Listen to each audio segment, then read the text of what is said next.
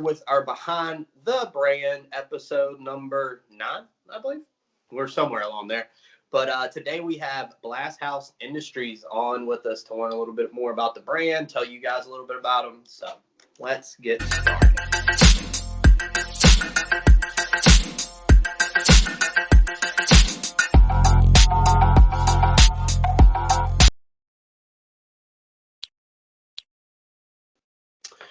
All right, so we'll turn it over to you, and if you want to start it off personal level, tell us a little bit about yourself.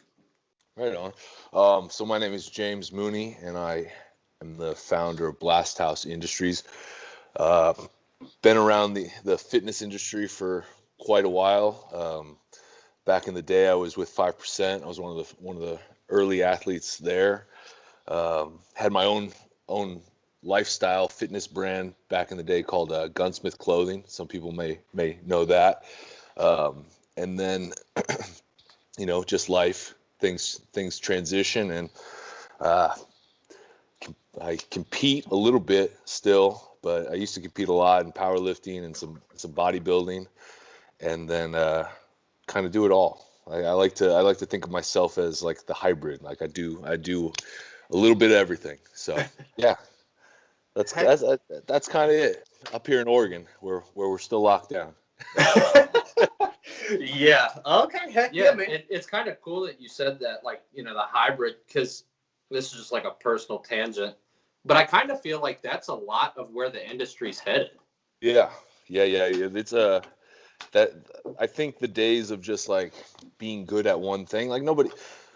Obviously, there's always going to be a demographic that wants to look like Mr. Olympia. They always want wants to lift like Larry Wheels. But I think for the vast majority of people, they just want to, look good, feel good, and kind of. I think there's more of a transition to like being more functional than just like some big blocky, gym bro.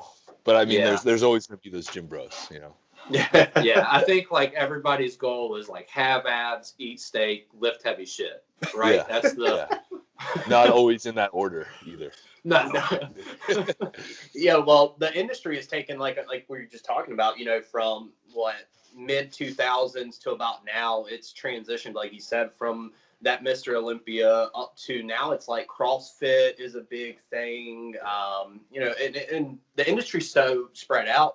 I mean, you look at the Olympia, the Arnold, things like that, brands are kind of tending to pull away from that stuff because just the attendance and things like that isn't there what it used to be. Yeah, I mean, honestly, to be real, like, and I think some of that has to do with not even necessarily the industry not appreciating the Olympia, because I think the Olympia is always going to be a thing.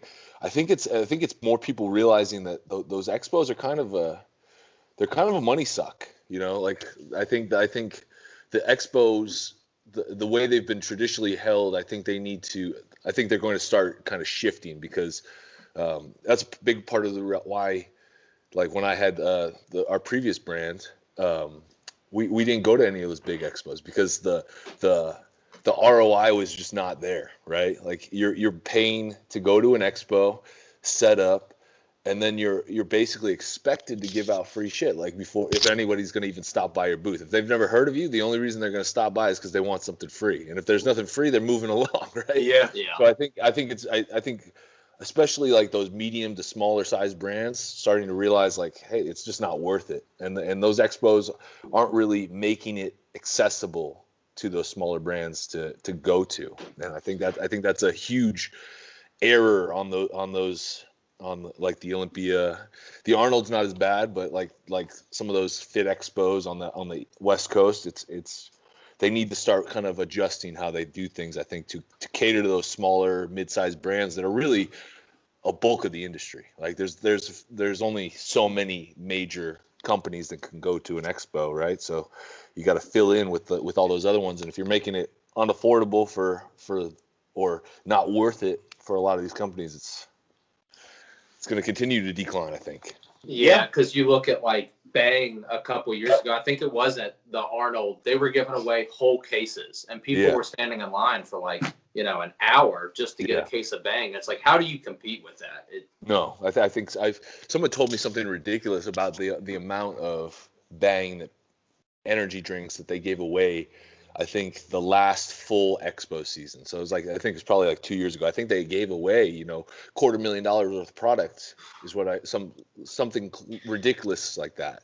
So it's like, how does a medium-sized brand or smaller sized brand that's just starting compete with that on top of, having to pay, the thousands of dollars to go to the expo and set up at the expo? It's like, now you're expected to give away, a couple $1,000s worth of product as well. So it's like, man. Yeah, you've seen small brands kind of try and take that leap, and literally that put them under. I mean, it's crazy. Yeah, 100%. I would see that because I would go to all the expos. Like I haven't gone in a couple of years because obviously COVID, and then I didn't go to the Olympia 2 years ago just because of that very reason. I was like, the Olympia is kind of like, I don't really. Most people I know aren't really going, so why would I bother?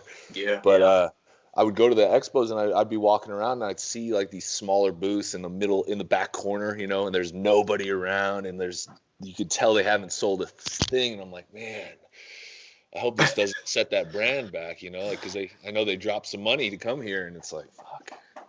And and it's sad, how do you say this? But a lot of the small, we tend to work with a lot of smaller brands. Right. We work with some bigger brands as well, but a lot of the smaller brands we see are the ones that are doing it right in a lot of ways, as opposed to, cutting corners and different things like that. So it does suck, because those are the guys that tend to try and do things the right way. Yeah, it is cool because there are a lot of really good smaller brands out there, because it's become so, with social media and all that, it's become so much more accessible, right? Like, 20 years ago, you want to start a supplement brand, it was like, what? There's no way, right? Like the capital involvement, as well as like how are you going to market it? Like, it's way, way more accessible now. And so I think you're starting to see a lot of those like smaller brands pop up that are really well put together. Yeah, definitely. So, all right, so let's jump into a little bit about the brand. Let's start with the name. Where did the name come from? So the name was kind of like something that we've been talking about for a while, because we were originally going to incorporate supplements into my previous brand, but we didn't quite get there. And then we were like, man, we really love that name, so we're gonna keep it, But it kind of comes from what I was talking about earlier, like that hybrid thing. Like, I see a lot of these brands that are, catering to one specific demographic, like you'll see that's a bodybuilding brand, or that's a CrossFit brand, or, that's only powerlifters do that, or that's for the gym bro. I wanted to create a brand that kind of encompassed it all, because really at the end of the day, the biggest thing for me is I respect hard work, right? So if you're willing to work, it doesn't matter what your goal is. If you're trying to step on stage, or if you're trying to lift 1,000 pounds, like, as long as you're willing to work hard for it, like, you're good in my book, right? So I wanted to create a brand that kind of like encompassed that. And so it's like BLASTHOUSE is like kind of breaking out. It's like breaking out of that box that, people are trying to put you in, like, oh, you're a powerlifter, or, oh, you're a CrossFitter. Like, no, it's like, I'm more than that, right? Like, I'm a human being. I work hard, and I don't identify just as a powerlifter. I don't identify just as a CrossFitter. Like, so it's kind of like breaking out of that as a way, Hell yeah. Well, that's another problem with the industry here. You go to here's the thing, and a tangent for me real quick. You go to the gym and you hear these fit people and talking about this one person over here who's overweight and making fun of them. But why? Those people, they're in there trying to better themselves. They're in there working when other people are out here laying on the couch, eating McDonald's, whatever it may be. They may not look the best right now, but at least they're in there doing something and putting in the work. That's another problem with the industry. Well, yeah, because I played college football, and so I played with a lot of high level like genetic freaks, right? And so you'll see like some of these guys that are just genetic freaks. Like, they look good, they'll have 6-pack regardless of what they eat, right? Yeah.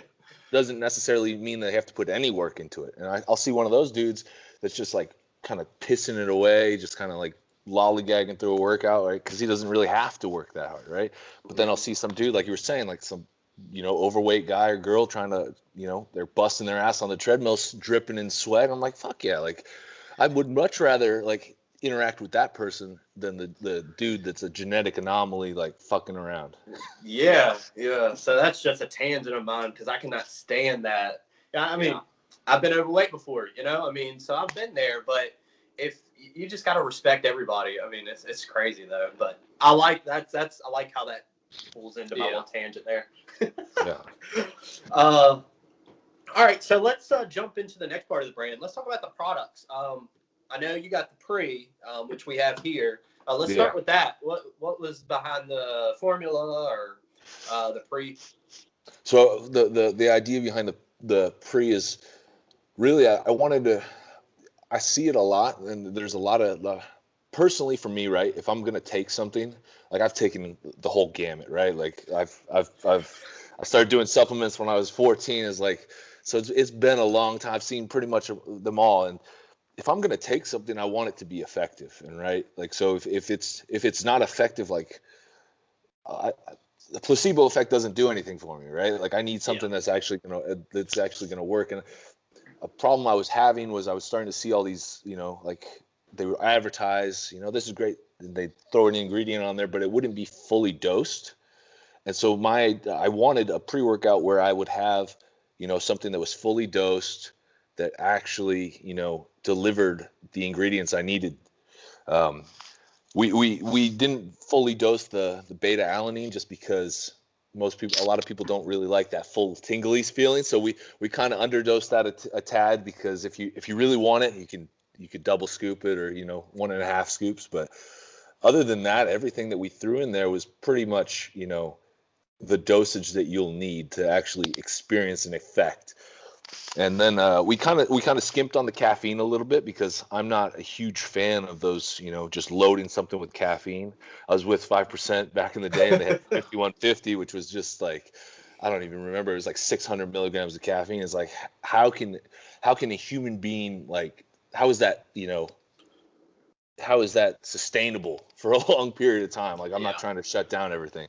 So underdosed the caffeine a little bit, but we threw in some other things that, kind of counteract that, and so you still get a little that burst of energy without feeling super jittery.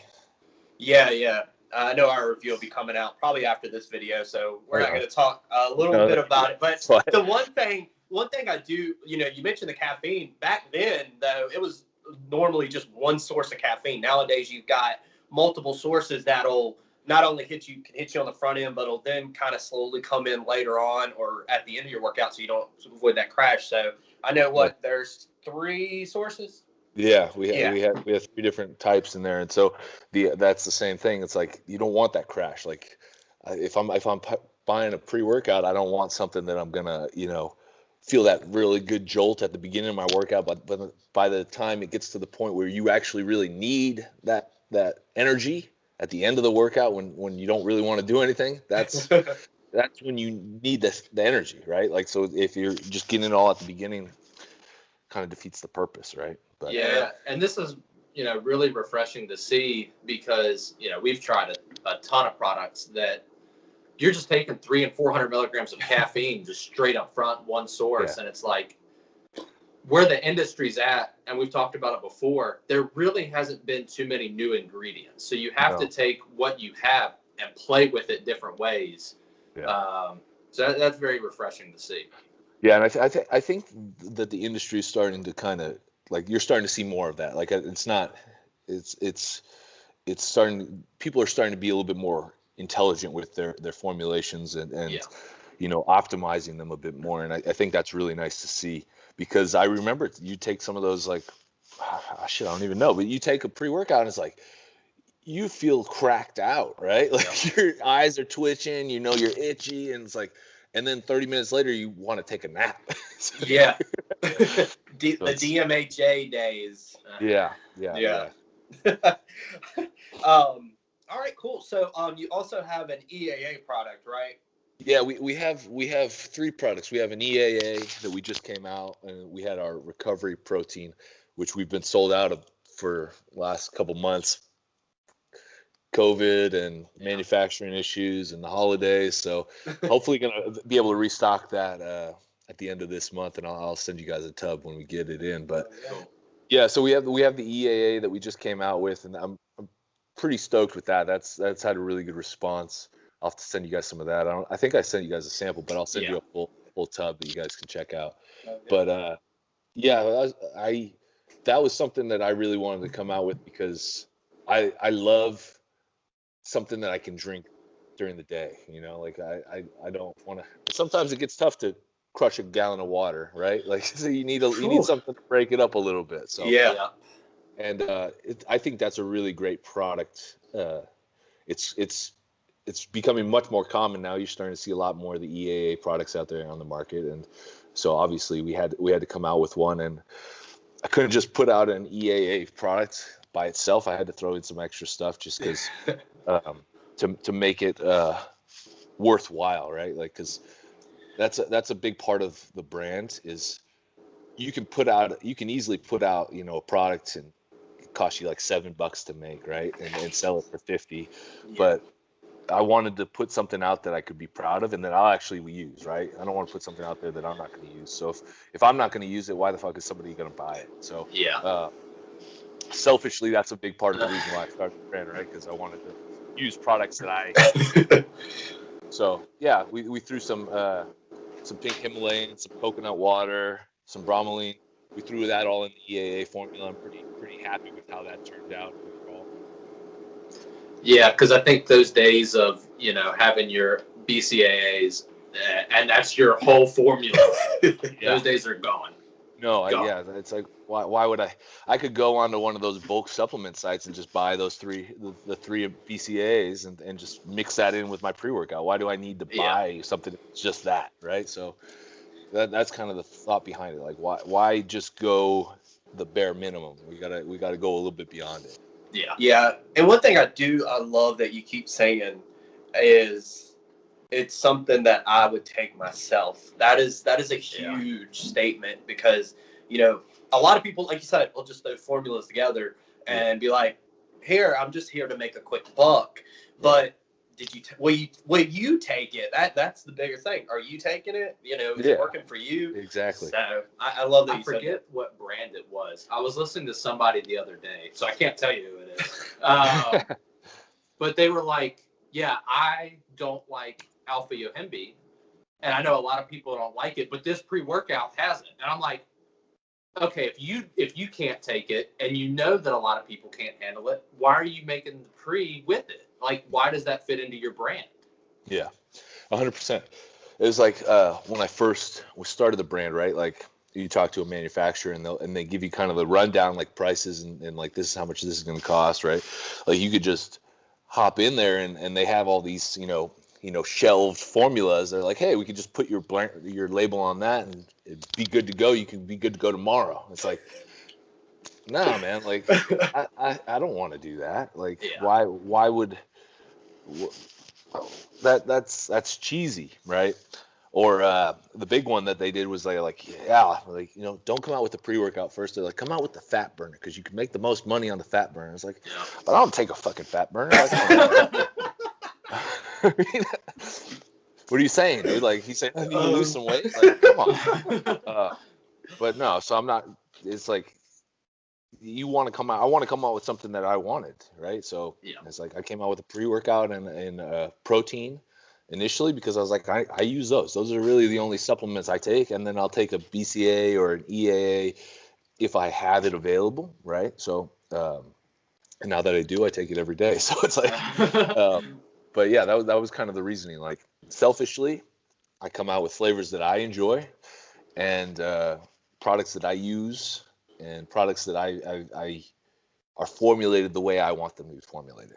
Yeah. So. Yeah, that's awesome. That tells a lot. So definitely appreciated. So one thing I do want to talk about the two most recent labels, just design wise. This one and then the peach one. Tell us a little bit about those. I like the way they pop. Yeah, so we had our initial launch. We had kind of a standard. I don't even have it around, otherwise I'd show it. But we had like a kind of generic it was basically, I mean, it was a cool label. It looks really good. It's really, it pops nicely, but it didn't, and I liked it, but it didn't send like the right message overall. Like it came off kind of too sterile, and it kind of blended in a little bit with some of the other brands that are already out there. And it's like, kind of, it didn't really pop off the shelves. You know, like if you sat it on some shelves, I mean, it looked cool and it looked nice. You picked it up, you're like, oh man, it's nice. But it wasn't.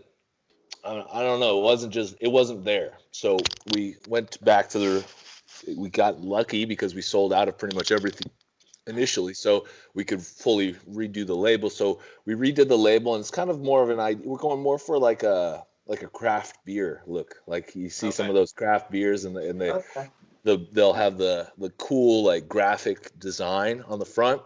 And then, you know, every beer is different, even though they're all part of the same brand, right? So it's like, that's kind of what we're going for with that. Like something kind of fun that pops out a little bit. And I think we did pretty well with it. And they'll have the cool like graphic design on the front. And then, you know, every beer is different, even though they're all part of the same brand, right? So it's like, that's kind of what we're going for with that. Like something kind of fun that pops out a little bit. And I think we did pretty well with it. And I got a really good graphic design team. So they did that all by hand. It's wild. It's wild. Some of those creative dudes that can just draw. Yeah. Heck right? yeah. Yeah, like I said, I love I think I've seen the original ones, and then when these came out, definitely you can tell that they do pop a little more. And if you put them in brick and mortar, I'm not sure where you guys mainly focus. We have a couple. We're starting to get into some brick and mortar and stuff now. But it pops off a little bit more. The other ones were black and white with a little bit of gold, and it's like they look nice. Yeah. But it doesn't pop off the shelf, and I don't know if it necessarily says like BLASTHOUSE, you know, like it's more of it was more of a muted like this. I want BLASTHOUSE to be more of a fun, like in your face kind of brand. So I feel like when you go into a supplement store anymore, it just looks like the intro to like every action movie. Yeah, and it's like all right, what am I looking at? That's another thing that I don't like is like there's a lot of cool brands out there. Like, don't get me wrong, I'm not talking trash about anybody, but I don't like how like wild some of these companies are getting with their names. Like I can't even tell what a product is until I get like super close. Like there'll be like just something outrageous. It's like Annihilator. It's like, what the hell is that, right? Like close and like read the labels. Like, what's in this? And then the flavor is like something outrageous. It's like Shark Attack. It's like, what the hell is Shark Attack? I don't know. Like, what is this going to taste like, right? If I'm paying $50 for this, what is this going to taste like? So I try to keep. So that's like a pet peeve of mine, right? Like, so I wanted to. We keep it super simple here at BLASTHOUSE, right? It's pre, it's protein, it's EAA, you know, and the flavors are simple. So I mean, they're newer flavors, but they're you can tell what it is. I'm not covering it up or anything. So yeah, I think there's like two ways you can go about it. You can call it pre-workout, right? Yeah. Or you have to have synonymous corresponding phrase or set of words. But sometimes it's just like you said, one word is like, what am I looking at? Right? Yeah, right. What is that? Oh, that's so funny. Yeah, that's so true. I mean, like you said, some of the names are crazy, but and I mean, it's more power to them because like if they're doing it and they're happy with that, that's great. But me as a consumer, I don't like having to like research like what the hell this is. Like I should be able to tell what it is just looking at it, right? Like I don't know. That's just me though. Yeah. Supplement Kitchen brings you Zombie Killer. Yeah. Like what? Shit. Like, all right. Yeah. Oh God, that's hilarious. I think you've already hit on this, but your targeted audience. You said for your line in general, it's pretty much wide open, right? Yeah. So a little like personally, I do a little bit of everything, right? Like so right now I'm focusing on powerlifting, but there was a couple years ago, right before the lockdown, I did 6 different events over the course of 9 months.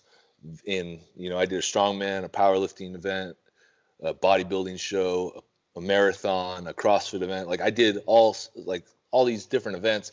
And so I have friends in all these different industries. And so it's like at the end of the day, everyone, will probably take a pre-workout, and they'll probably take a protein, and they'll take some sort of intra-workout maybe, or like a recovery drink. And so it's like, it appeals to everybody. It's like, why put yourself into a niche? At some point, I'll probably come out with, something like a pump product, like for the bodybuilders out there, or maybe I'll come out with a carb powder for, for everybody else. It's like, but I work out with all these different people. It's like, why would I make something that's only for one part of the audience? And that's kind of the way too. Like we go to, now that things are starting to open, we're going to all these events. We're going to a CrossFit event. We're going to a powerlifting event. We're going to a bodybuilding show. It's like, I don't feel the need to put myself into just a small niche where it's like, yeah, we're only a bodybuilding brand, or we're only, for the powerlifters. So. Heck That's yeah. awesome. Do you think maybe like a competitive hula hooper could take this? You could take that if you were a competitive hula hooper. You're a soccer mom that just wants to look good on the weekends. Like, I don't care, as long as you're willing to. The only stipulation is that you have to work hard, right? Like, I don't want you taking that and you're gonna just go, sit and do 10 sets of texting on the leg extension. I want you to actually put in some work, right? Or I'll have to come grab it from you. Give me that. So this fair. is very side note. Somebody left their container of pre-workout sitting the other day, and there was this woman that was walking around to everybody in the gym, and she's like, "Is this yours? Did you lose this?" She was a mom. I was like, "All right." That's very admirable of her. Yeah, so nice. Returning the pre-workout. Probably. All right. What's the biggest challenge you faced right now, and how did you overcome it, or how are you going to overcome it? So the biggest issue that we faced was I launched literally a week before the shutdown. Yeah. We launched last March on the 15th, and I believe everything shut down on the 23rd or the 24th. So it was like, oh, sick. Wow. I had this whole event schedule planned out. We were going to go to 25 different events throughout the Pacific Northwest in 3 months. And I was like, this is going to be great. We're going to fucking kill it. I'm going to have to reorder by June. I'm going to be good.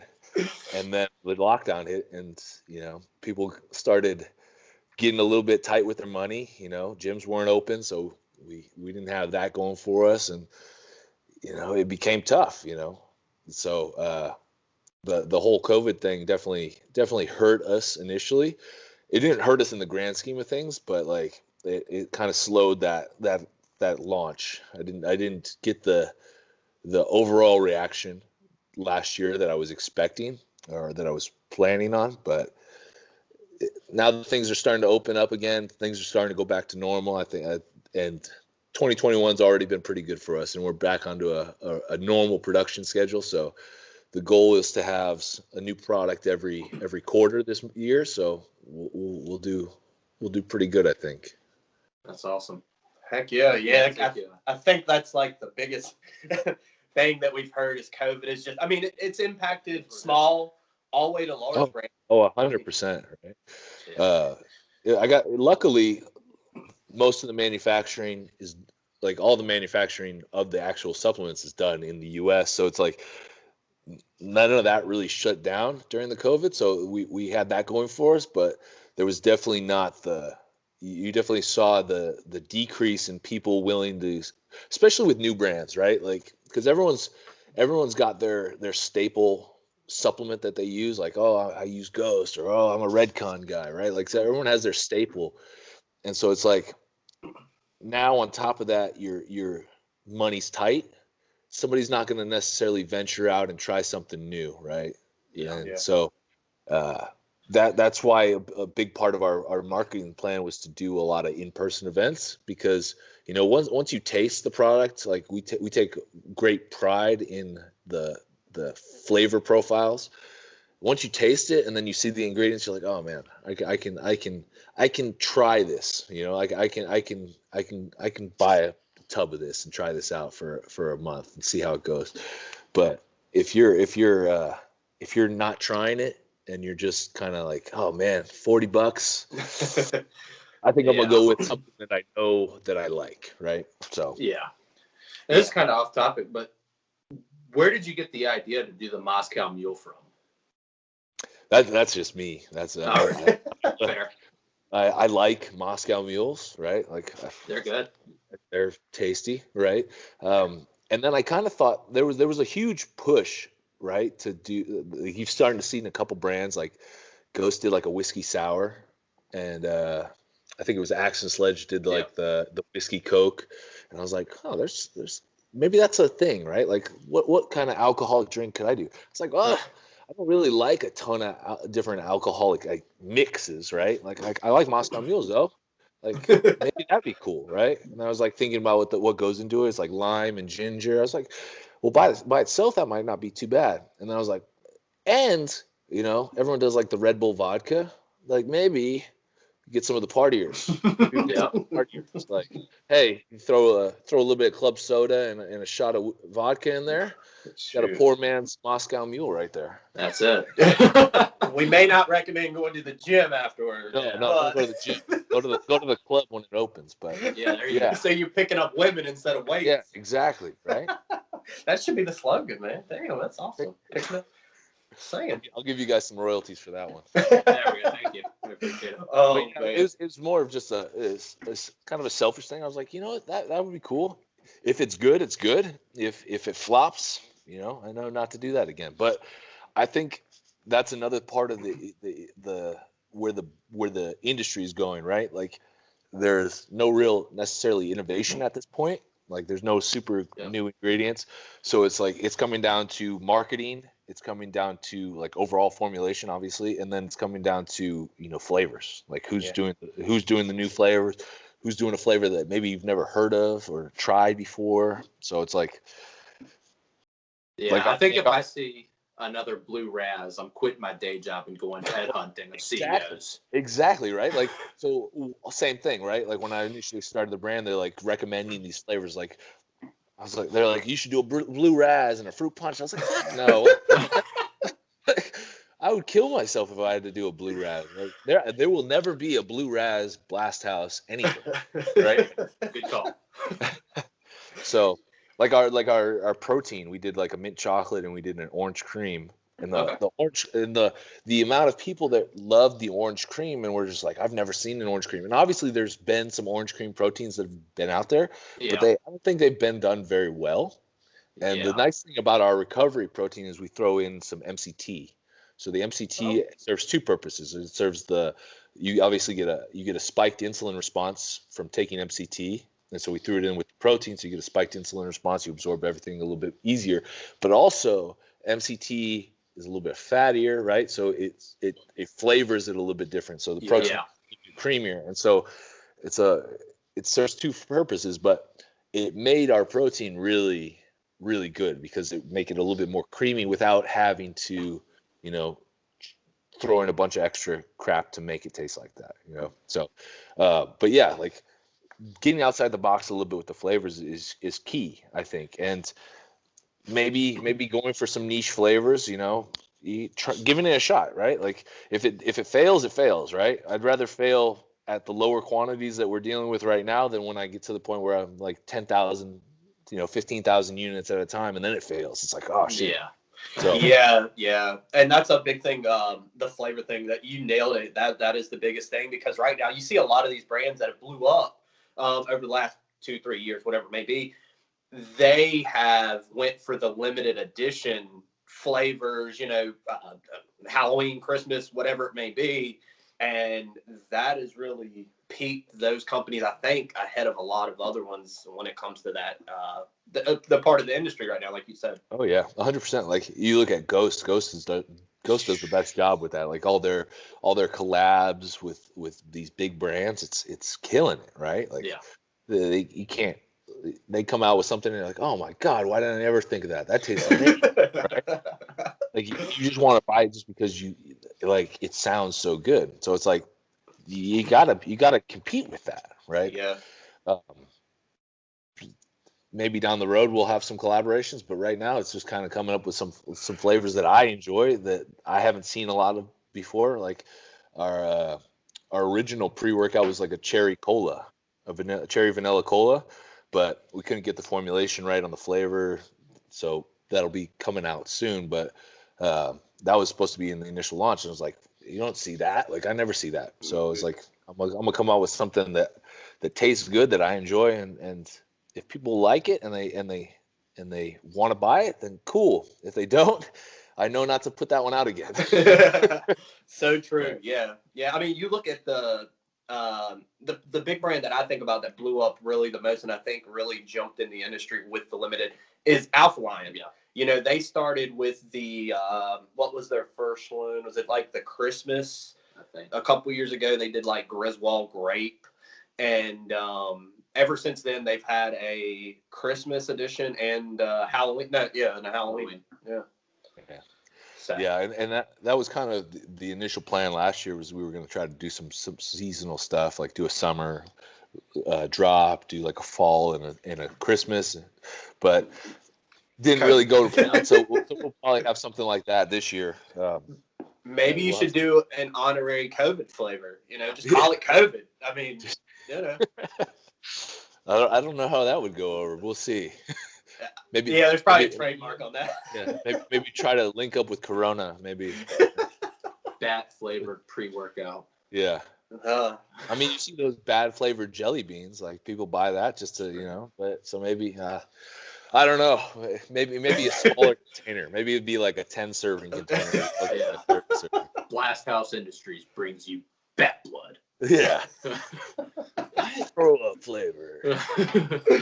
Oh God, so awesome. Good topics. All right, let's jump into this question here. What are the best resources that have helped you along the way since starting your brand?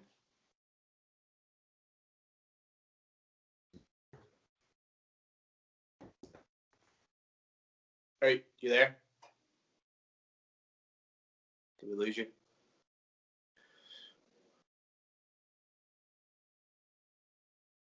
You guys there? You're froze. I'm trying to see. You're starting to. Maybe not. Oh, there we go. Oh, there you are, man. You guys hear me? Yeah. All right. Sorry, you guys cut out there. What was the question? You're good.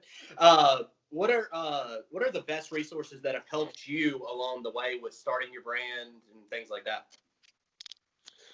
I don't know if there was any necessary resources. It was a lot of Google time, right? Like, yeah, I didn't really have a whole lot of direction here. Like, I have a buddy that has a brand called UXO, and he helped me out. He helped me out a little bit, John up there, and he gave me some tips, but he gave me the tips more so after the fact, after I'd already launched. It's helped me out since I've launched. But going through the initial launch, it was more of just, trial and error, reaching out to a bunch of different manufacturers. There's a ton of them.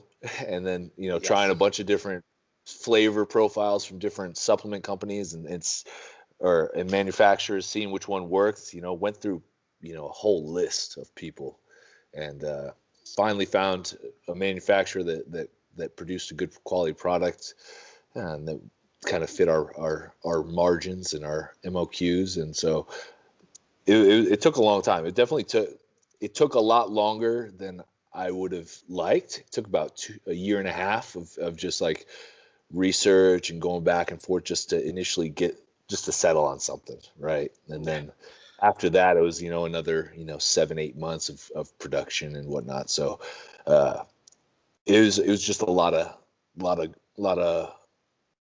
Google time. Yeah, and phone call time. Fair. Yeah. It's a tough thing. I think a lot of people think it's a lot easier, right? Like, but I think that's with every industry, like podcasting or, clothing lines. Like everyone thinks it's a lot easier than it is because you don't see the stuff that goes on behind the scenes necessarily. Yeah. Like you're not seeing the hours on the phone or the constant email chains. And it's like, you just see the end result and you're like, oh, that's not bad. I can do that. Yeah, well, and nowadays in this industry, well, I guess anywhere in the world, but in this industry especially, you see all these ads all the time. I know I get them. I get emails all the time that say, start your own supplement brand for $10. Yeah. And I'm like, what kind of brand am I going to be starting for $10? Yeah, for $10, and like they're gonna design the logo. It's gonna look like absolute dog shit. And you're probably gonna get you're gonna get it for $30 a unit, and you're not gonna be able to make any money off of it. No. Yeah, because we literally just reviewed a product, and the label is identical. We haven't put it out yet, but the label is identical to 5, 15, how many ever. I've seen so many, and you can tell they've used this one manufacturer. They did exactly what you said. Yeah. Went in, said, hey, I want a pre-workout. Cool. Yeah, we got this one. We'll slap our label and put your logo on it. It's exactly what happened. Oh, man. And everything's underdosed by tremendousness. Yeah. Yeah, and see, that's the crazy thing is like, I don't think anybody realizes like how much some of these ingredients cost, right? Like I think you think, oh man, like it's gonna be super cheap, right? Like 6 grams of citrulline, that's nothing, right? Like that doesn't cost anything. It's like, yeah, but when you combine it with all this other shit, that adds up. And then you got to manufacture it, and then you got to put a container around it. You got to throw a scoop in it. You got to throw a label on it. It's like, shit, it adds up, man. Yeah. I've seen, especially if you start getting into some of like the newer ingredients that are trademarked, like BLASTHOUSE 6. The licensing fees. Yeah. And that's not cheap at all. Just a raw ingredient for that is super expensive. Yeah, no, it's wild. And so that's why, that's why you see a lot of those underdosed pre-workouts or like the fat burners and whatnot, because those are it's cheap, Yeah. You'll be able to make a little bit of money, right? Like we made some money off our initial launch, but we didn't really make a ton, right? Like it was we gave away a lot. We sold a lot for, cheap prices, and our cost was astronomical on that initial launch. And it was just like, that's just part of the game, right? Like you're not going to get rich the first launch. So hopefully eventually down the line you can get to a high enough scale that like you can start making some money, but you're not going to make money off the first launch or two. Like, and I think you have to get comfortable with that, especially on the protein. Like the protein cost us so much because we were using a high grade hydrolyzed whey. We were throwing in the MCT, we were throwing in some extra calcium and extra electrolytes. So it was costing us a fortune, especially with our label, and the restrictions we had with our label because our manufacturer couldn't manufacture a label that went completely around the thing. It could only go around 2/3 of it because of their limitations on their labeling machine. And so we had to come up with a second label that we we slapped on the back so that it would actually go all the way around. And so it's like there's another $1 per unit. So it's like it adds up. And I think a lot of people don't realize that. So true. Yeah, we were kind of touched on it there, but I'm waiting to see kind of, and it's really relevant with like Redcon, the flop that will eventually happen from, through their growth. It's always been buy one, get one, free this, free that. And it's like, eventually that is going to come to an end. And what happens? Yeah, dude, every time Redcon is interesting because they're either doing such astronomical quantities or there's something going on, because it's like they'll put out, I saw some deal they did the other day. It was like spend $250, get $250 on the store. It's like, how are you affording that? And then free shipping on top of that. It's like, what the hell? Like, or spend $50, you get a free shirt and an extra pre-workout. It's like, what the hell? Like, there's no way to compete with that, right? Like, I'd be giving everything away and losing like $10, $15 an order if I was doing some shit like that. So it's like, it makes it's either they're doing such astronomical quantities or I don't know, but yeah, it's wild. There's no way to compete with that. Yeah. Because I think everybody at this point kind of realizes, like, within 7 days of a sale, there's going to be another sale. Yeah. Well, and it's like with the way they do it, and it is what it is. I mean, it works. It's back to kind of how Advocare and Arbonne, all of them. It's the pyramid. So what they do is they've built those tier operator people, tier one operators, and they say, "Here's your code. You go do the legwork." That's where a lot of that money's coming in, you know. So yeah, and it's I mean, it's one way of doing it. I debated doing something similar to that when I was starting. I was like, you know, because like everyone wants to be an ambassador, everyone wants to be like with a supplement brand, but I don't know. It's like do you do the strictly sponsored athlete, or do you go the Redcon way and like everybody's in, but like not everybody's like the elite status, you know? Yeah. And I think like no hate to them, like more power to them. Like they're doing their thing, but I feel like the ambassador thing should be kind of special, right? Like I feel like I'm from like when I was growing up, like it was like if you were a sponsored athlete, that was like holy shit, right? Like it meant something. And now you go on Instagram and you can see somebody with like 10 followers and they're like got like 4 different codes in there. It's like, who the hell is this? Right? So it's like it doesn't really mean anything anymore. And it's sad. It's to an extent it's sad that it's gone that way, but it's also like, yeah, like that guy feels good now, right? Because he's an ambassador. Like if he feels good, cool. But it's like it doesn't mean as much. And so that tier one operator thing too is like everyone's a part of it, right? Like I feel like everybody, I like at least one person out of 5 that I go to has a tier one operator in their bio. I was like, wow.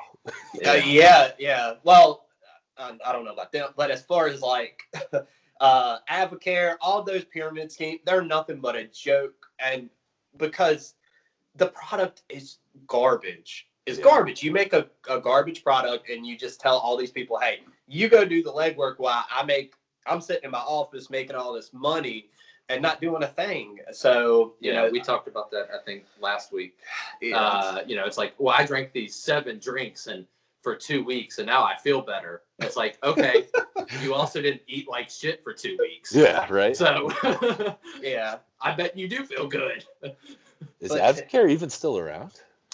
I don't know. I mean, over the last year, I haven't heard much. I know the Arbonne thing has blew up locally here, but it's all a joke. I mean, herbal. All right, we're not. I'm gonna. Yeah, that's a whole different topic there. When can we expect the BLASTHOUSE Industries herbal detox tea?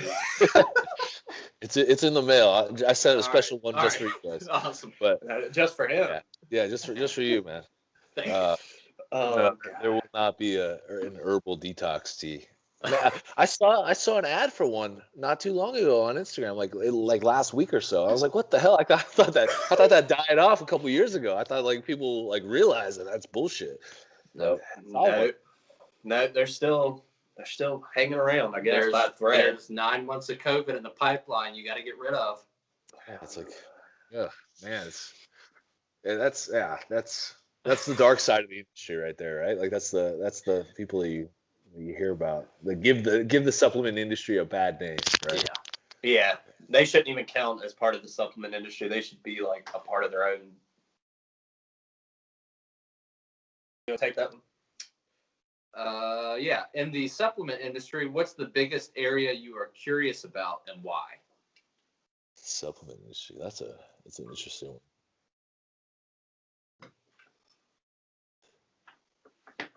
Like in terms of like ingredients or like what's next?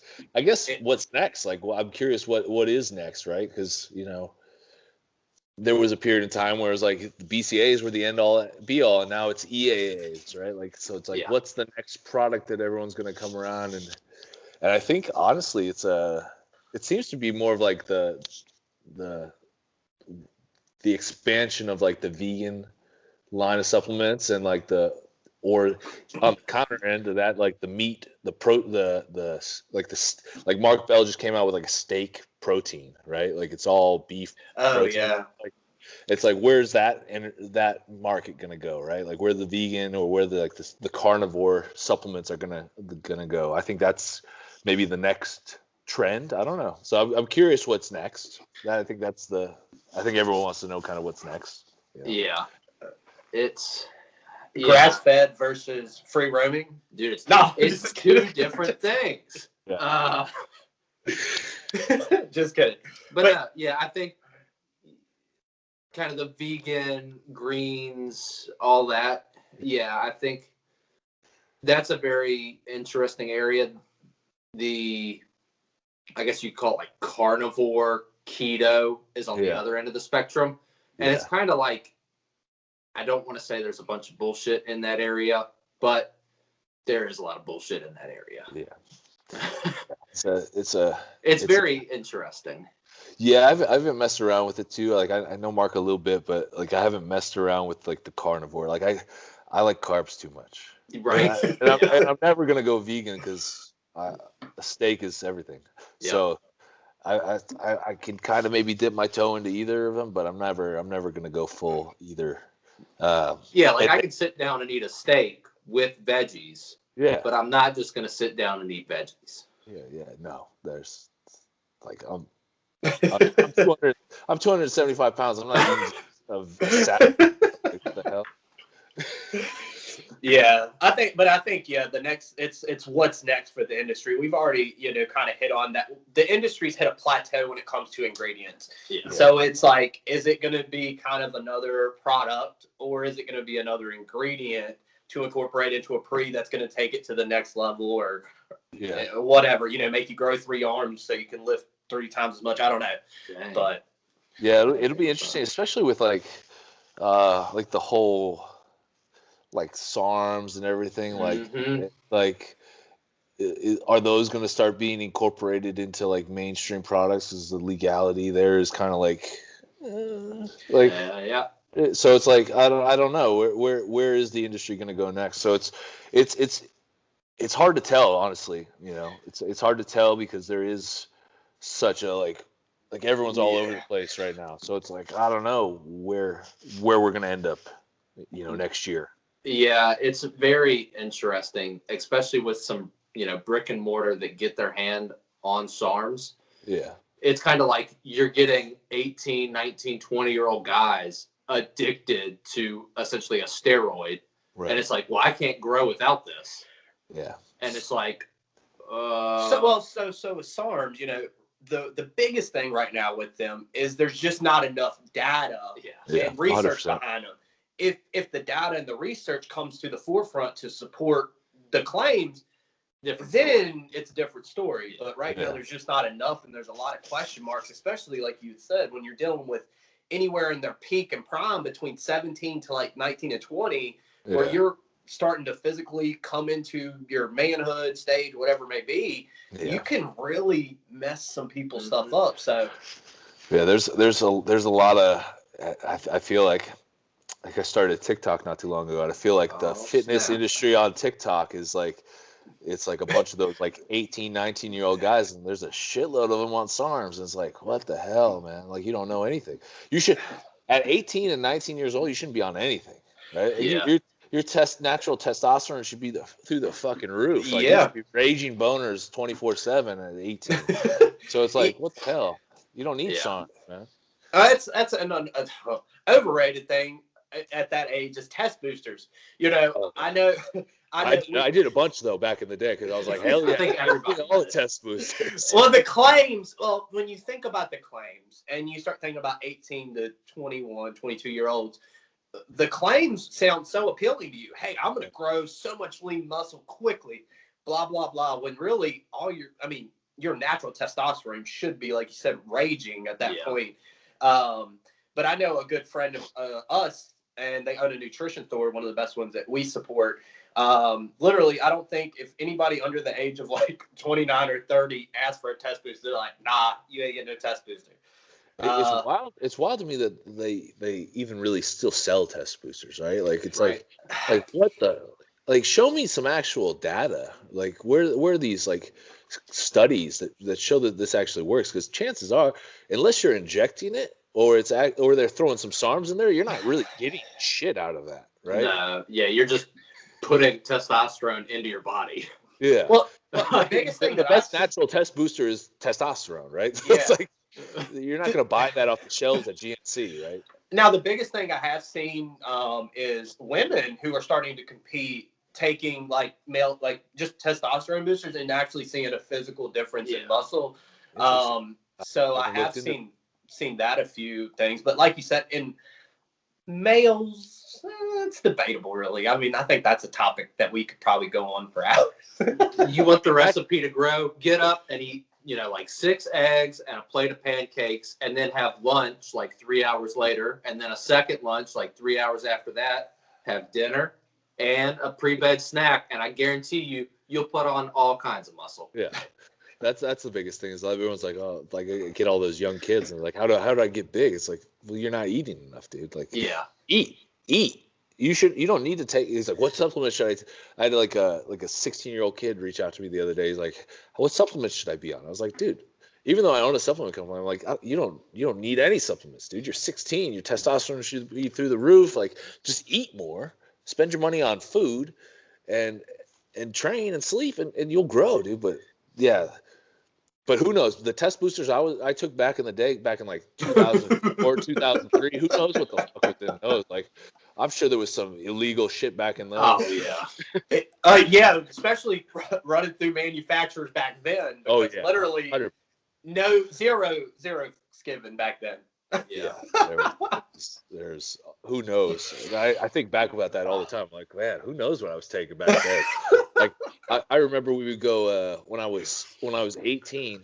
I was still a senior, right? Like I turned 18 at the beginning of the year, and I played football. And we would go to this vitamin shop. It wasn't a vitamin shop, but it was like a local supplement store. And we'd go buy this energy drink, and you needed to show your ID because you had to be 18 to buy it. It turns out it was loaded with ephedra back in the day. Like just packed with ephedra. But we'd be pounding it back there going and playing games. Like, what the hell are we doing? Yeah. It's like what is his name? Kali Muscle on YouTube. His like pre-workout drink. I forget what all it is. It's like a cherry Coke and then like 2 scoops of coffee grounds. Like I think salt or something. Yeah. And it's like, that will get you going. Is that what it's called? Yeah. Something like Hyphy Mud? Hyphy Mud. Yeah. Yeah. The ground coffee, man. I'll pass. Pass. Like and then like back to the point you made earlier, like I had a buddy and he's Italian, and he was like, I'm eating all the fat, all the carbs, I can't gain weight. I was like, dude, take your pre-workout and literally like intra-workout, just keep drinking like a Coke and eat a candy bar if you have to. I was like, you're going to have more than enough energy and you will hopefully gain weight. Yeah. I was like, but if that was what it comes down to, But see, that goes to show you, though, like the industry standard that it puts people's minds into, I need to do X, Y, Z to look like Arnold Schwarzenegger. But you really don't. Everybody has to understand your own body. And that's why we talk about this all the time, especially in our reviews, is what impacts me isn't going to impact him the same way or you, because we weigh different. Our eating habits might be different. Our sleep patterns there's so many factors that go into that stuff. So that's why it's always, my opinion is not, this is what this does, Yeah. So. Well, that goes back to like what we were saying, like with the younger generation, like everyone wants to look like some of these big social media guys that they don't realize, like, it's a great photo or a great video, great lighting, but also genetics plays a huge role in this. Training age and genetics are huge, right? Like I've been training for 20 years. Like some dude's like, I want to look like you. It's like, well, it's going to take you some time, dude. It's like, it doesn't happen, right? Like, you don't get there. I mean, some people could, like a year of training, they look fucking amazing, but it's like, it takes time. And I think that's a huge area. It's always been a huge area, though. Like people, like I remember looking at Flex magazine back in the day, and it was like, I want to look like that. It's like, well, it's not gonna happen tomorrow, dude. You're 180 pounds. Like, it's gonna take some time for you to get to 250, 260. Yeah, it's like I think the guy is like Matt Does Fitness out of the UK. Yeah. He did a good video, and it was like really making me angry because it was like the #1 video in my YouTube feed for like a month. And I was like, let me just watch this video so it will get out of my algorithm.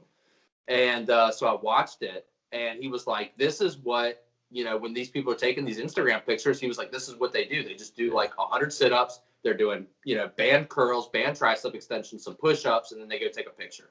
Yeah. And it's like, what's that? And if you've ever seen anyone compete, like literally the week up to competing is nothing but, hardcore training and literally fast, you're not really taking in anything in your body. I wrestled through middle school, high school, and was going to go wrestle in college as well. So, leading up to my wrestling matches when I'm you look good. Weight, I had 6 packs and everything. But then literally after I weighed in, I got a little gut. It's all in. I don't know. Social media is a good thing in a lot of ways, but it's definitely a toxic place in some aspects as well, especially for like we're talking about here, younger people who puts them in this like weird mindset. It's just a lack of education. It's a lack of understanding of, like that they don't realize like certain things. Like everyone's going through something different, right? Like I have a 6-pack right now, but if I eat like a full pizza tonight, and some wings and some ice cream, I'm gonna wake up tomorrow and I'm not gonna have a 6-pack. It doesn't mean the 6-pack disappeared though. But like you talk to a 16-year-old kid, maybe he's like, oh shit, like I lost my gains. It's like, no, man. Chill. You're just a little bloated. You're a little bloated. You're good, dude. Yeah. And I think that ties into this next question here is what is the best tip for making the industry a better place? I think it's just education. Like I think more people just need to be real and open about it. Like it just and honest with themselves. Like, and I think it would help if more people. It sucks here, but like it'd be more helpful if people posted some photos that maybe weren't the best of themselves. Like if you see Matt Does Fitness. Matt Does Fitness looks amazing, right? Like he's a jack dude. Props to him. But if you post a photo of him like all bloated after a pizza or something, like it would help, because some kids are going to look at that and be like, oh, it's okay. It doesn't look like that 24/7, 365, and I think it helps. Like, you see these off-season bodybuilders when they're posting themselves in the off-season. It's like, this is how it is.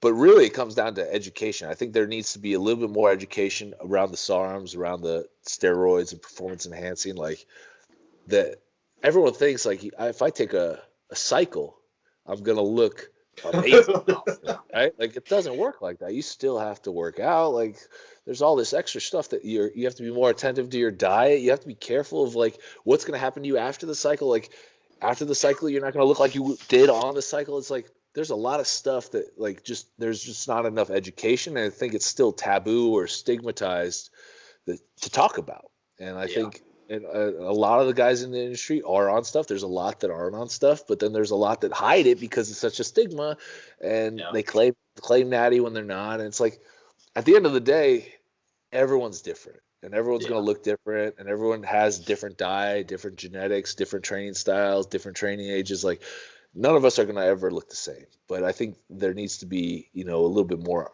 openness and honesty. And I think that comes with not judging people, right? Like there's people aren't open because they're worried about getting judged, and they're judging because somebody's not open. It's like, it's a cycle that needs to be kind of broken. I think that would help tremendously, if we were all just a little bit more open-minded and didn't immediately jump to conclusions on people, or didn't immediately, bash somebody because they're doing something this way. It comes down to, from performance enhancing to training, like how somebody trains. It goes back to what we were talking about earlier, like judging somebody because they're a CrossFitter. It's like, or judging somebody because they're, they don't look the same as you. It's like, we just have to all like become a community where everyone's accepting here. And that's kind of, where I'm hoping to go with the brand a little bit more is be a little bit more inclusive and create this family where, it doesn't matter if you're, 300 pounds, or if you're 180 pounds or 150 pounds, or, black, brown, white, yellow. It doesn't matter. Training like a powerlifter or a CrossFitter, like we're all in this together because we all have a common goal. We want to be better. And that's at the end of the day, that's all that matters. Yeah. Yeah. And that's, one thing we preach and talk about. We are a part of a community called the Supplement Snoop group. Justin Hall, great guy who runs it, owns it. You know, it's just it's a community, like you said, of like-minded individuals. It's a no judgment zone. You have an app that literally he puts products on, you scan it, it gives you basic breakdowns of ingredients, but then you also get access to the private Facebook group where literally it is a no judge zone. Everybody's there to support you, from you walking your dog to being recovering from surgery. So that's cool, is you know, because in the industry you can kind of see clicks, I guess. Oh, it's 100% click. It's 100% click. Even within the clicks, there's clicks. You know, it's like I remember when I was with 5%, and I was a smaller dude, right? Like I didn't look like Rich. I didn't look anywhere near Rich. Like I stood next to Rich, and I looked like he could eat, right? Like, but like I remember I was in the elevator with a newer athlete, and they were just some jack dude. He's like, "Oh, you're with 5%?" Like just immediately judging me. Like it's like what are you doing here? It's like, but it's like, bro, we're on the same team. What the fuck? But it's the same way. So there's clicks within clicks, right? It's like and you really see it when you go to these expos. Like that's like on social media, it's not as evident, but when you go to these expos, you're like, oh man, there's definitely a divide here and divide there. It's like, can't we all just get along? We're all here for the same reason, right? Exactly. That's it. And that's one thing we talk about a lot. You know, this industry, what we're talking about now, and we've touched on it, that it's expanded not just from bodybuilders to whatever, but it's expanded so far. There's enough to go around in this space. I mean, you know, understand money is the ultimate goal for anybody who owns a brand, whatever it may be, but there's no need to be greedy or, you know, hate on other people. We're all like-minded individuals, so why not get along and bounce ideas off of each other? We know a lot of brand owners, especially in that group. There's a ton of different brand owners in there, and they learn from each other. You know, I'm a firm believer, and we learn from different things from everybody. Yeah. Well, at the end of the day, it's all about how secure are you. Like if you're an insecure dude and you don't really believe in your brand, it's easy to pick apart somebody else's brand, right? Like if you're confident in your stuff, it doesn't matter what anybody else does, right? Like you're still gonna, if you're confident in the product that you're putting out, it's gonna do well, you know.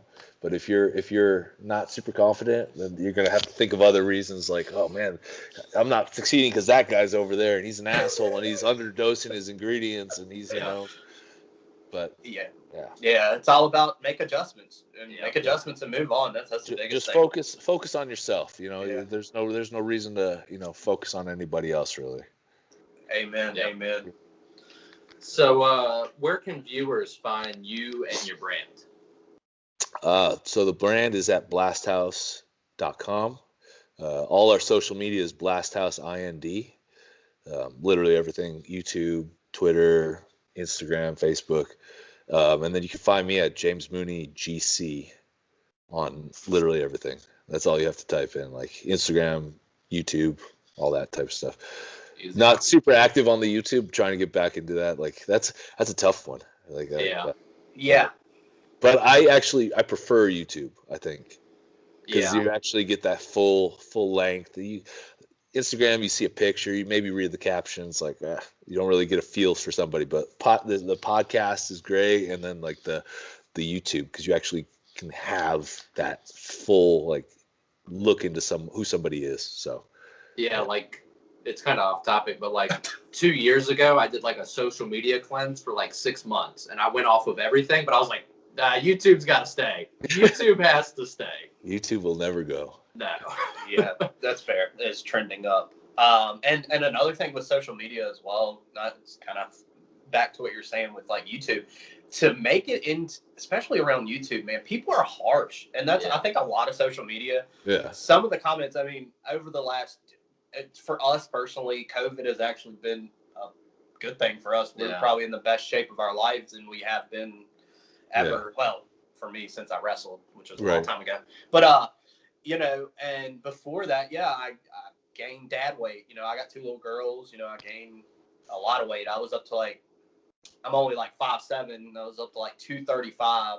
Ooh. And I was a little chunky man. And some of the comments people, when we started our YouTube back in 2019, because I had been doing like blog reviews since 2017, man, people are harsh talking about going and eating another Big Mac and things like that. But, those are the things you've got to be able to just kind of block out and keep moving forward with people who are there to support you through what you're doing, like-minded individuals. Yeah, there's always going to be some negative people, and most of the time it's just simply they just want some attention. Like they're not happy with some part of their life or what's going on in their life. They're not, a little jealousy maybe, and so they're just lashing out. It's not, I try not take any of that personally. It's like you got something going on, man. Like I hope you figure it out, but like I'm gonna ignore you real quick.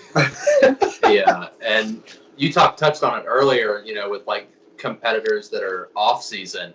I think one of my favorite pictures is Lee Priest, and it's a side-by-side of him on stage and then him just being a complete fat ass eating out of the fridge, like directly out of the fridge. And someone commented on it, and I saw it because it like dropped his below, and it was like, Lee, did your coach advise you to eat KFC? And he was like, yes, I hired a coach for X $100 that was telling me to eat KFC. He was like, I did it because I was in the enjoy my life phase. Yeah. And I was like, that's awesome. Yeah, it's wild. Yeah. It just goes back to what we were talking about. There's not a lot of education out there in the vast majority of the people out there. And Lee Priest deserves a little bit of KFC after dieting for 20-something weeks and killing himself in the gym. Like, chill out. Yeah, KFC won't kill you. No. All right, so there's all of our main personal questions, or actual educational questions. Now it's time for kind of an off-the-wall question, just fun for it. So give us a step-by-step tutorial if you had to tell our viewers on how to cook an omelet. What? Shit. I'm the worst person to ask about that. My omelets turn into just scrambled eggs. I can't even lie. I bought an omelet maker a year ago just so you could pour the batter in, shut it, and it makes sure. What? I didn't even know that was a thing. I didn't either until a year ago. I need to invest, man. It's probably just a waffle maker without the grooves. Yeah, that's genius. Because my omelet I even went through the phase of like trying to like flip it with the pan, because I got a buddy. He's like, "Oh, I'll flip it with the pan." I was like, "Fuck no, dude!" It ends up all over the kitchen. Yeah, I see people do it all the time, and I'm like, "Nah, this thing is getting launched into the floor." Yeah, my step-by-step guide to getting an omelet is go down the street to an actual restaurant. We're not cooking that ourselves, man. Like scrambled eggs or fried eggs, but we're not making no omelet. Not fair in my house. Hey, that's fair. That's awesome. Now you did touch on it earlier. You said that you made a TikTok here recently. I did. If we go on there, are we going to see you in these viral leggings that are going strictly around? The ass leggings that you see? Yeah. No shirt. Okay. And a wig. So yeah. Damn. And I'm doing like the Renegade or whatever the hell it is. Oh shit! Dang. Hey, anything for the views, right? It's like marketing. Yeah. Fair. Do you have an OnlyFans too? Yeah. For my feet. Oh, yeah. I got an uncle that sells socks, so I understand. Well, so I have a decent sized Instagram, and I get hit up quite frequently with like weird fucking requests. Like I have a very large gay demographic on my Instagram. I don't know where they came from, but hey, welcome. But there's some of them that get really aggressive in the DMs. Like, some dude offered me, I think it was like $1,500 to like pose on Skype with him. I was like, all right. Like, shit, man, that's weird. I don't want to shit what he's doing on the other side, like while I'm posing. So, but you said $1,500 is $1,500. I mean, if it was during the quarantine, probably I would have been like, you know what, man, here's my Venmo. But no, I turned it down. I was like, that's a little weird. I don't want any screen recording of me going, doing.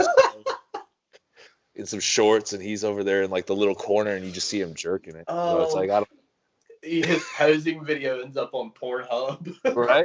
I don't need to end up like Kai Green, man. Oh God, that is awesome. That is all, because that's normally one of the questions we ask is, what's the weirdest DM you got? So is that the weirdest? I mean, I've gotten some about my feet, you know, show some feet pics, you know. Like I got ugly feet. I played college sports. I played sports after college. Like my feet are just messed up. And so he's like, I want to see your feet. Like, show the feet. And I'm like, nah, I'm sparing both of us right now. Like, I'm not doing your feet pic.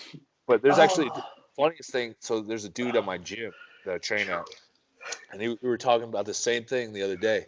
And he actually just got paid $30 from some dude on Instagram for a picture of his armpit, like a close up of his armpit. Some dude hit him up and was like, "Hey, snap a pic of the armpit, and I'll Venmo or PayPal you."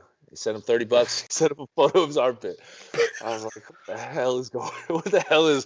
Where are we as a society right now? People armpit photos." Okay, that's a new one. Spending money on armpit photos. Like, how do you justify that? Like, go on Google and Google armpits. Like, I guess it's the thought of maybe they know him, or yeah. I don't. That's a weird thing. Can I see your armpit? No, you need to back up. $30, man. Show me the armpit. You $30. said last week. You said $20 is $20. Yeah, $20 is you're $20. You know, You're hey, right. I'll get $20 isn't even a full tank of gas anymore. So who knows? Yeah, nowadays, yeah. we won't talk about that. Oh gosh. All right. So that's everything that we had question wise. We always like to ask: is there anything that we didn't ask that you'd like to throw in here? I don't know, man. We covered a whole range of things. Yeah. I'd say we covered pretty much all of it. Heck yeah. And I can think of off top. From the brand to armpits. Pretty solid range there. Yeah, we're a multifaceted brand over here. Well, definitely. Hey, man, it's been a heck of a interview here. Just shooting the stuff. Love these. These are more things that we're trying to do as we're. Right on. You know, the review thing's kind of cool, but we're kind of trending more to building these personal relationships with brands and things like that. So we definitely look to try and work more with brands or come on and just maybe have a topic and talk through this if that's something you'd be interested in and stay in touch. Definitely. Oh, yeah. Another thing we're doing is traveling. I don't know if we're going to make it out to Oregon. Maybe we can meet you halfway. Yeah, we can meet up at maybe in Vegas. Yeah, Vegas is always good. Vegas it is. Vegas is a quick little flight, or we'll have to hit up Texas or something. Where go party in Texas. Hell yeah. There's a lot of brands down in Texas, but heck yeah, man. So everybody watching, we'll tag all of Blast House stuff down in the description down there. Put the website, all that good stuff. And if you want any more information, you can hit James up, hit the site up, hit us up. We'll direct you wherever. Kind of from there, but. Other than that, I think you got anything you want to add, or good? I'm good. All right. Well, you got anything you want to add, James? No, I appreciate it, guys. This was awesome. I like what you've been doing. I've watched a couple of the interviews with the other company owners, and it's cool. It's cool to, you know, I think that's a big part is you got to see who's behind the brand, and that's a huge part of it. So it's cool. It's cool to see the different stories and everything. So keep it up. Heck yeah, man. Heck yeah. Well, like I said, man, we'll stay in touch. We'll have to connect again and shoot the breeze again. But other than that, man, we'll stay in touch. All right. Sounds good, guys. All right. We're out.